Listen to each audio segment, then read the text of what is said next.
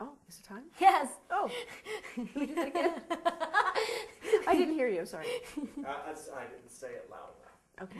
All right, so here we go. Stand by. All right. Action!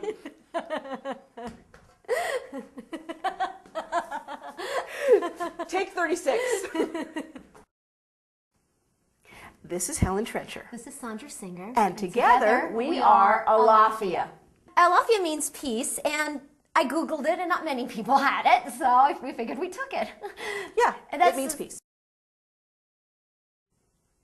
This is a song that we do in our program called Building Bridges for Peace. It's called Salam. It was written by a group named Sheva in Israel in about 1994. The group is composed of both Arabs and Israelis. Yes.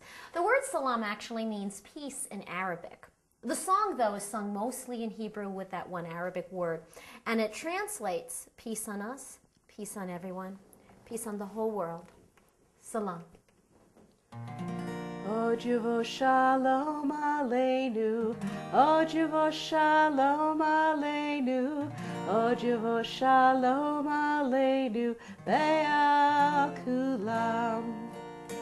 Ojivo shalom aleinu, Ojivo shalom aleinu, Ojivo shalom aleinu, Be'al kulam. Salam. Aleinu ve'al kol ha'olam, salam, salam, salam.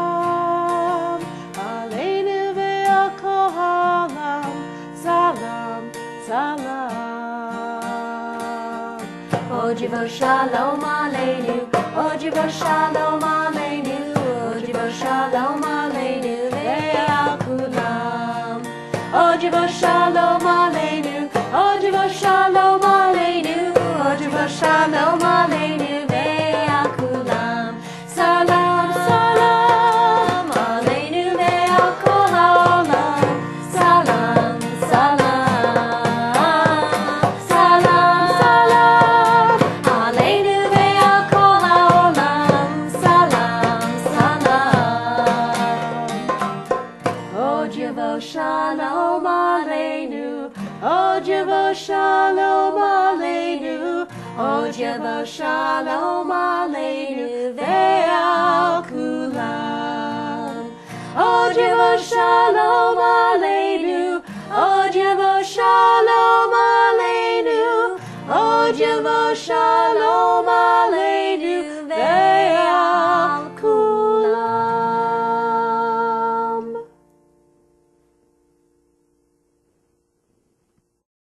So the other programs that we do right now, we have several. One is a getting along program. It's called Building Bridges, and it can consist of a lot of different pieces.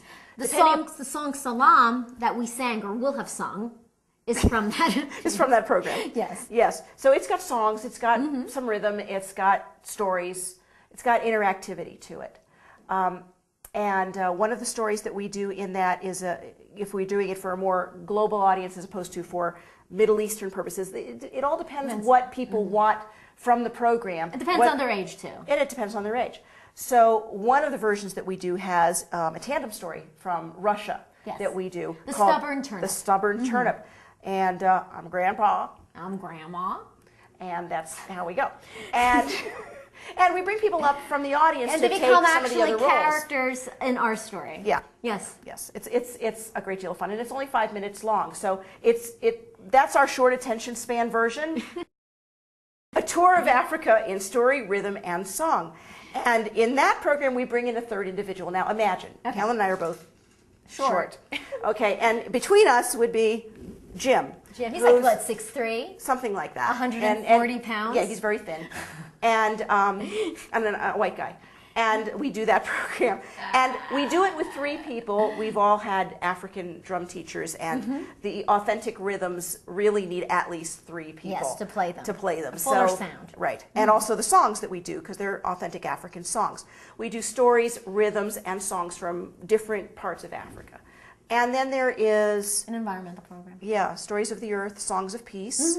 You have to tell about the gecko. Oh, the gecko. Yeah, let's talk about the gecko. Well, part of what we've done in terms of stories is I tell a story, an environmental story from Bali called Gecko Cannot Sleep. And This is not to be confused with the Geico. no, gecko. he has another gig. And this gecko, he has this voice and he just can't sleep. I can't sleep. Great. Isn't that? And then Sondra, you do some writing too. I also do writing. Joy Madison Carter Makes Noises, the first story that I wrote for children. And I have 3 other stories and a children's song, although not all of the stories are children's stories, on my CD, which is called Stories of Rhythm and Fantasy, which is available both on my website and at cdbaby.com. Where you can use a regular credit card as opposed to PayPal on my site. And another one of my stories on there is called Gerald the Giant. And that is a story that I wrote about 3 weeks before the Iraq War started. Correcting myself. And it is a story about getting along also. And Gerald the Giant is a very large person. He's a giant and he takes care of the dwarves.